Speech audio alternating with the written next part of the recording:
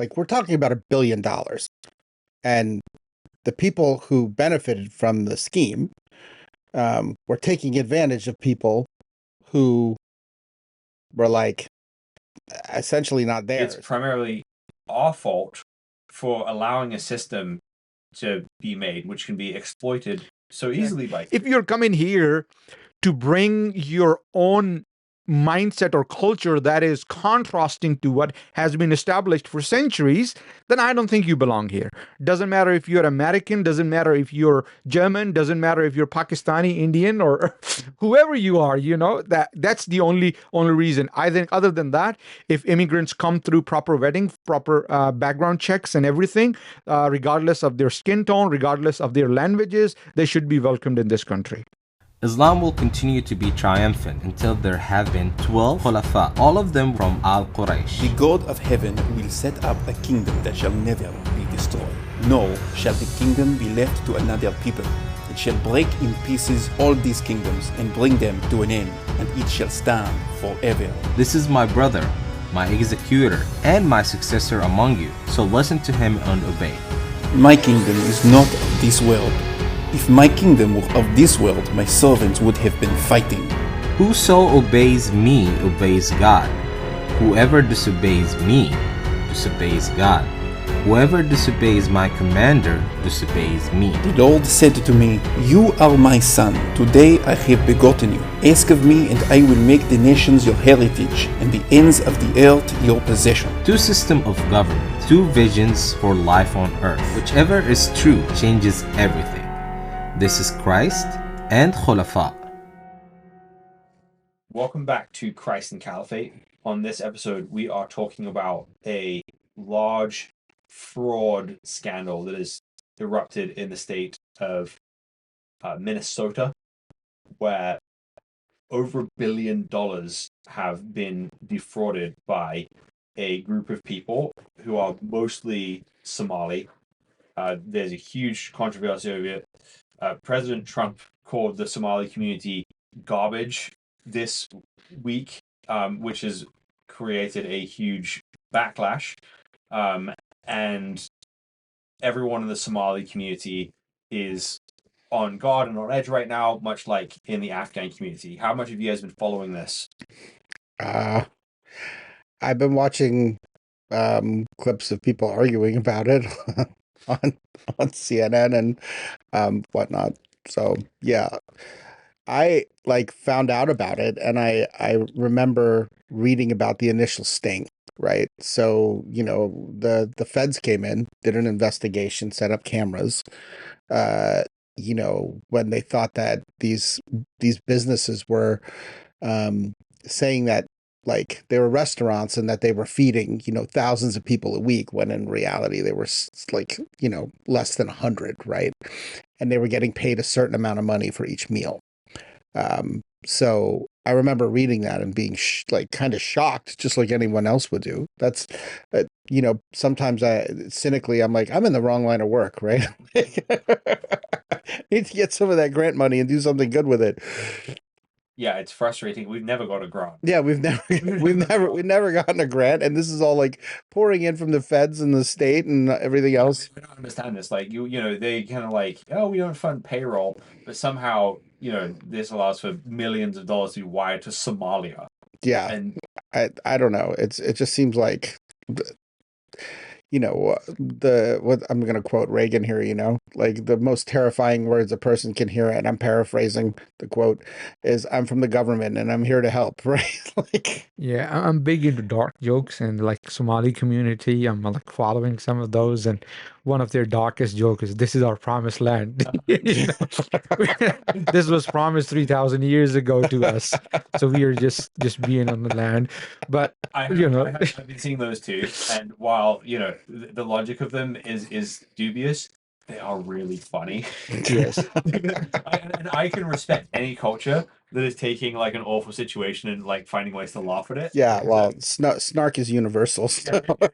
Yeah. Game sees game. I appreciate that reaction. I think one aspect I would like to mention here, and I'm a curious soul, and I was thinking about it lately and why people cheat the system. It's not just about Somali community. I have seen Pakistanis, Indian, Chinese, or let me put it this way, immigrants.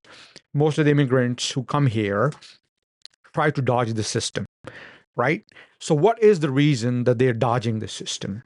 I think it goes back to their country of origin, where they come from, the habits they formed, right? In absence of an established setup that is there to help them, it's a human tendency. It's not just about skin color. It's not about Chinese or Pakistani or Indian or Afghani or ethnicity. It's not ethnic centric. Let me put it this way. Have you seen how people flog the stores when there's Black Friday sale? That shows the desperate level of people when there is not enough opportunities or option given to them. Same example I'll use of COVID-19, when there was shortage of certain items or certain goods. Just buy a shataf, dude. Right? So how people were flocking, and there was no sense of acceptance toward each other. The selfishness of ours peaked there, right? So that is the same principle that goes back to those communities, that it is our own survival on ourself. They have not accumulated themselves into that culture of United States. And the culture itself, of course, it takes some time to grow to be at that point. And once their generations comes, 2-3 generations down the road, those people seem to be perfectly accumulated to the system of United States. So I think that is the root cause of Somali problem, I guess. Yeah, so the more I think about this, people talk about this as a problem of, Islam in America. And I don't think that's a direct slam dunk with this case, because, you were raised in a very conservative Muslim environment. Mm-hmm. Could you have imagined somebody from your, mosque telling you, oh, you should go to America and defraud the system, send millions of dollars back here? No, I never, ever, I will say this and accuse Islam straight away because Somalis are Muslim and this is because of Islam. Islam has nothing to do with that. You can say 0.0001% of it can be related to Islam, but I still look very deep down inside on how you can relate that to Islam. It's not related to Islam at all. It is desperateness of these communities because of limited opportunities they have. Okay, but where does the desperateness end, right? We're talking about $1 billion, and the people who benefited from the scheme were taking advantage of people who were essentially not there. So they were doing it in the name of their community, right? I agree with you. I think that the other thing that you add in is that a lot of times you come from a different culture and the level of corruption is just the level of corruption, right?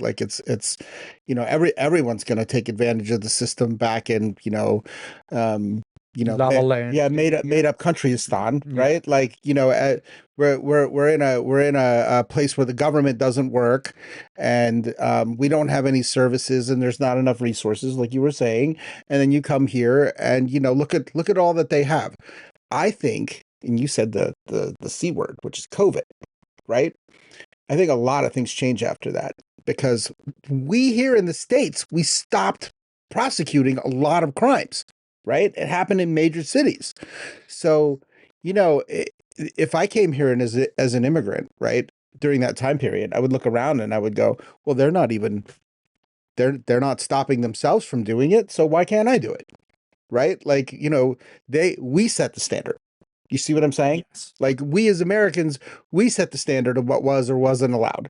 And then people came in and they were like, well, why would I not do this? Because everyone else is doing it. Look, they're mobbing, targets, flash mobbing targets in San Francisco and in different cities, in Texas and everything else like that.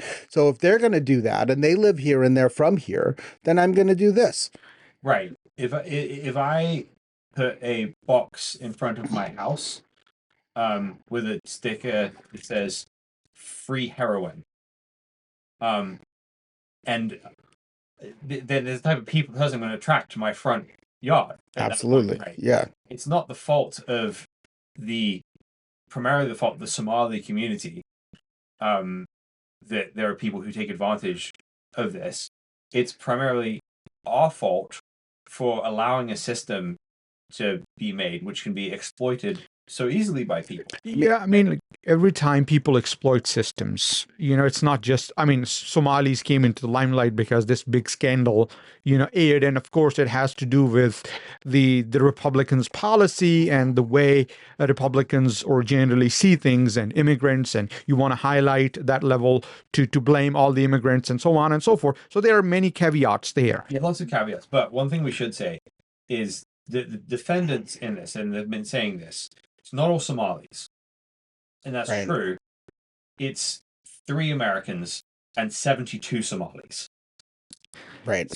So it's not as easy as just saying, well, you're just Yeah. singling out the Somali ones. Yeah, we're singling Yeah. out the 73 I don't- of them, right? I think like you have to point out the fact that like there are people in every, like, they come from everywhere, right? So I've met some Mexicans here who are like, I'm gonna take advantage of everything they give me, right? They're gonna hand out this, they're gonna hand out that, I'm gonna take it. And I've had those conversations, but then I've also had conversations with like people from, Mexico or whatever, who are like, I want to make this work. I want this to be my home. I want to raise my kids here. Like, I'm so grateful to be here, right? Like all of the reasons. And I think that, if you come from, and I think part of like the thing that Trump, it's like a disaster every time he tries to talk about like a different culture, right? Yes. And the way that he appeals to it is just, it's so harsh. If you were like trying to sift through all of the nonsense, I think I said it in the previous episode, I think people here have immigration fatigue, right? There's like this, and then on top of that, we're paying billions of dollars to these, in benefits to these like these communities. And then when something like this happens, you're like, that's $1 billion. That's $1 billion. That's not a small. If you took $1 billion and you invested it into the infrastructure of Columbus, Ohio, right? The city would be magically transformed. If you invest that into Minneapolis, it would be magically right. If you know what I mean, it would be magically transformed. The roads would get better, right? The schools would get better. You would be able to offer more things to more people. Build a light rail system for that. Are you kidding? $1 billion is $1 billion. That's a lot of money.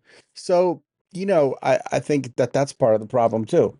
I think one other aspect that's some of the habits are harder to give up on, right? When you are, I think it's related to self-respect and integrity. Self-integrity. You hold yourself accountable for anything, right? That's the idea here.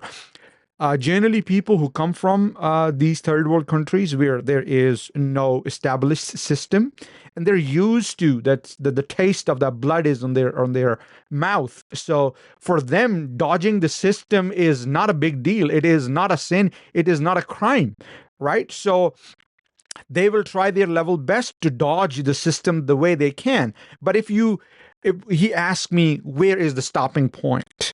The stopping point is where you will understand and realize that there is a self-respect associated with it. If nobody is seeing you, you yourself is seeing it, right? And once you get to that level, and when this level comes when you are self-sufficient. You have, I think, maybe that's an overstatement, but this is how I see. Maybe one of my cousins in Pakistan is so desperate and he is cheating the system because he doesn't have a lot of money, or he doesn't have enough resources to meet his day-to-day needs. On the other hand, I am meeting my day-to-day needs, working legally and doing all the good things that I can, right? So if you put me in a situation where I'm desperate for something, God forbid, I'm not saying I'm going to take that route, but it will be really, really hard for me to stay on that straight path. That's my, little bit of defense for those people. I would agree with you. I think we can sympathize because of that. We can't justify anything. No, yeah, of course not. I have seen you have the opportunity to take shortcuts when things were difficult, and you didn't, and God provides. Yes, Right. of course. And so what I would say is, for someone in this situation, like so I think with the things in Somali culture, first, you can't blame everyone for this. You absolutely cannot. You also cannot even blame Islam for this, right? Islam does not teach people to defraud foreign governments for vast sums of money. However, I would say that Islam, as lived out in Somalia, has not fixed this either. Yeah. And the good things about Somali culture have not fixed.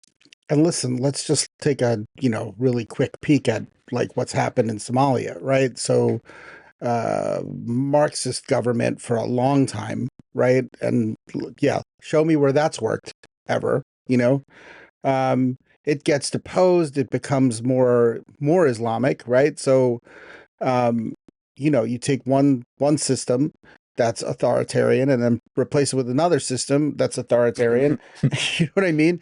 It's just one is like ardently communist, and then the other one is ardently Islamic, and then next thing you know, you're like, that Too evil. yeah, well, that didn't work, right? Like, so then now you have people fleeing those places, and they're coming here, and they don't know anything else, and I'm not saying, poor people, they don't know anything else, bro. This is the century that we're in. You can get on a computer and you can read, right? Like, everyone has a phone in their pocket, everyone has access to Google, everyone has access to this and that. All you have to do is open up ChatGPT, which is free, and say, what are the various ChatGPT, what are the various forms of government? You know what I mean? Like, you can do the research yourself. When I was on my road to becoming a Christian, the first thing I did, and I'm not patting myself on the back, it was genuine curiosity, right? I read about all of them. And I picked the one that I wanted. Like, you know what I mean? I picked what I didn't believe, That's what I'm going to say. I picked what I didn't believe in, and I used it to help me like move my, moral compass towards what I thought was right.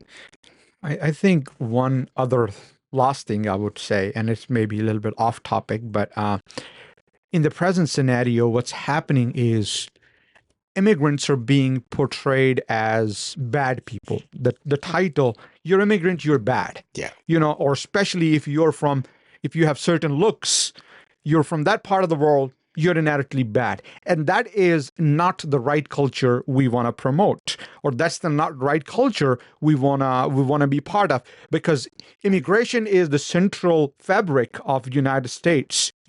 We all came from different countries and different cultures and made it unique. At the end of the day, what matters is you respect the lie, as he mentioned in a previous podcast, as how Arnold Schwarzenegger, whatever his last name, is German guy. The Arnold Nader. Yeah, so he Pronounce that on your citizenship.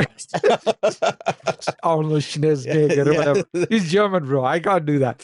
So respect the law of the land. Make it future generations have to pronounce your name. Listen, just learn to say, "Get to the chopper." Yes, I just know how to say Guten Morgen, and that's enough for German. But the point here is that I like one point that Donald Trump made, is if you do not associate with greater American culture, you don't belong here. And I truly, truly believe in this statement. That's the only, not only, I would say, this is one of the good statements came out of his mouth, that if you're coming here to bring your own mindset or culture that is contrasting to what has been established for centuries, then I don't think you belong here. Doesn't matter if you're American, doesn't matter if you're German, doesn't matter if you're Pakistani, Indian, or whoever you are, that's the only reason. I think other than that, if immigrants come through proper vetting, proper background checks and everything, regardless of their skin tone, regardless of their languages, they should be welcomed in this country.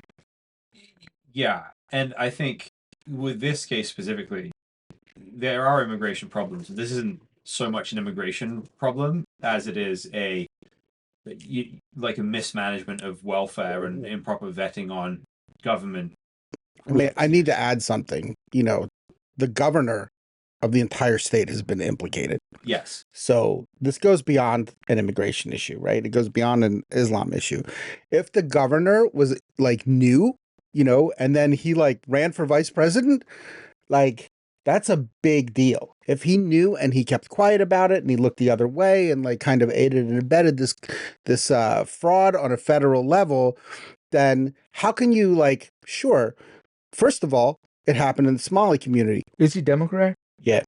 And Okay. then, well, I mean, if you're going to look at it and you're going to say, I'm going to do it for like, let's just say, multicultural reasons, right? Maybe you can find a multicultural justification for it if you're gonna come at it from that end. I don't know why he would have looked at it, because, and I wanted to say this in the last podcast, but I'm gonna say it now.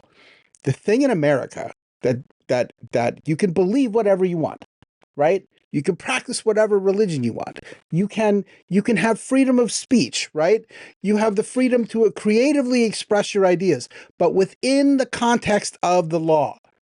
And what was always, from the founding of the country is that the rule of law was the rule of law. Exactly. And that everyone who lived here had to abide by the rule of law. Exactly. So we have, I would say the left, right? So the what happened was the left started to undo that principle, and then the right just swung so far to the other side that it's all like, you know what I mean?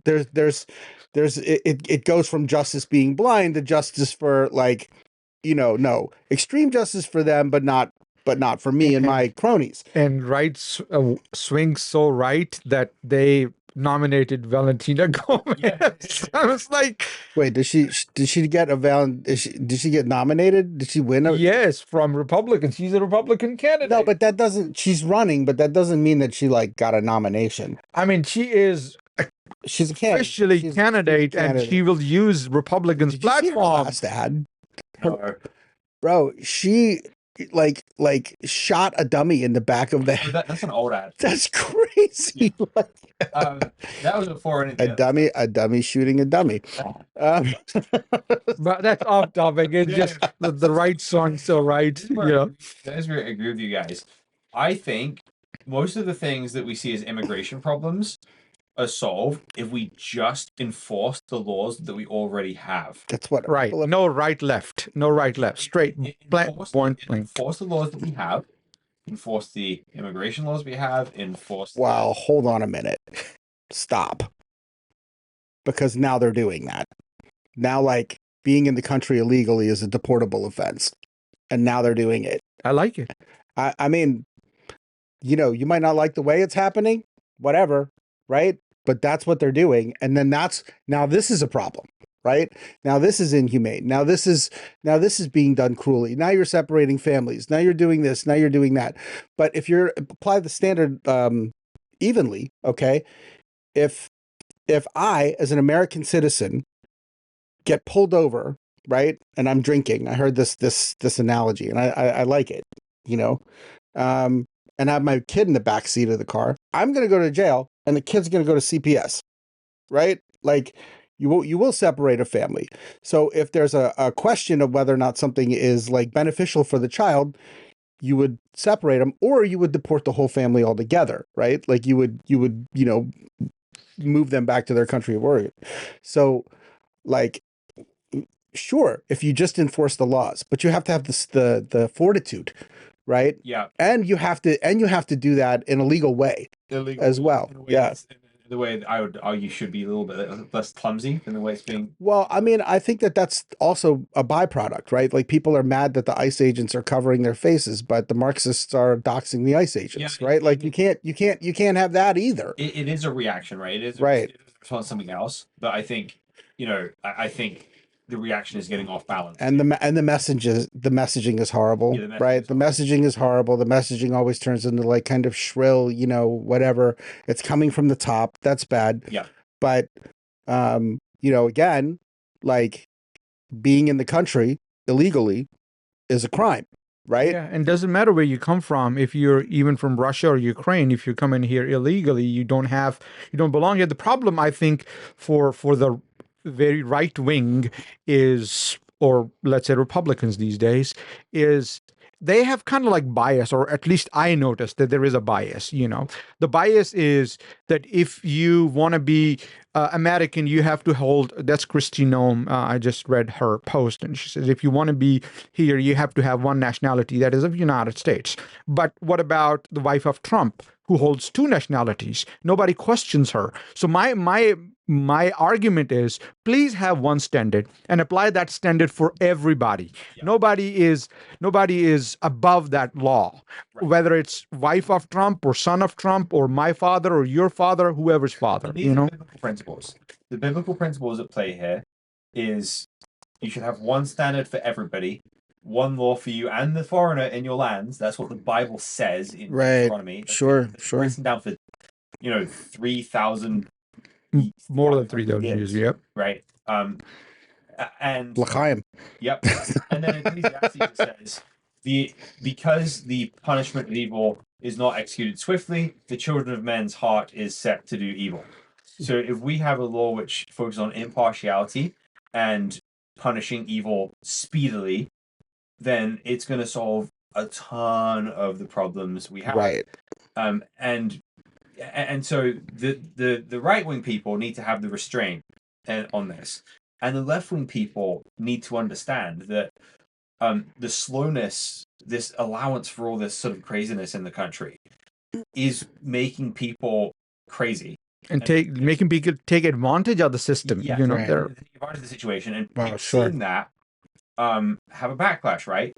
So I understand a sort of gut level reaction to, say, the Somali community as a result of this, that you have to restrain yourself from, because even in like the Somali community is a very interesting community, because there's tons of Somalis here in Seattle, Mm-hmm.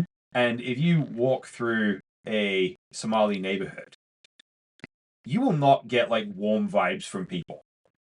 You get very much kind of like people keep to themselves and don't make eye contact and stay away, and it feels like a very closed off community.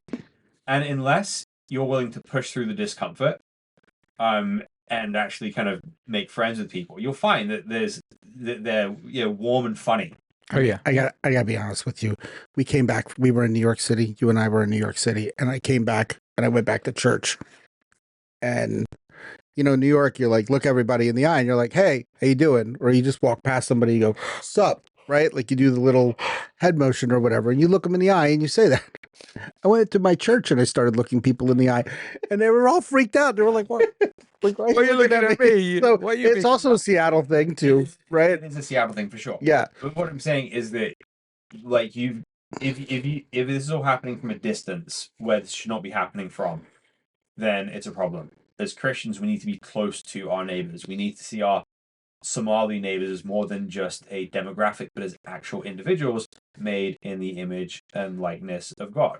I have Somali friends who are Muslims. I have Somali friends who are Christians. I go to church with a couple of Somali Christians. They're great, and so people who commit crimes should be held accountable for those crimes. And the Somalis who have not committed any crimes, who are productive citizens living lives, should be recognized as such and not lumped in with the criminals. And if you have Somali immigrants who are just like indefinitely living off welfare, that's a problem, but that says much more about our welfare system itself than it does about the Somali communities. So as Christians, we need to see people not as primarily races or religions or ethnic groups. We have to see them as individual image bearers of God. And again, we need light on the situation. We cannot tolerate a situation in our country where people are living in ghettos that are closed off from everyone else, not connected to their neighbors. We have to make sure people are loved and connected. And we need to make sure that evil is pushed back against if and when we see that. And we have to remember that evil does not come from one skin color or one ethnic group. Evil comes from every individual human heart. And the only way to overcome that is with the direct intervention of Jesus himself. Thanks for listening to Christ and Caliphate. We'll be back next time.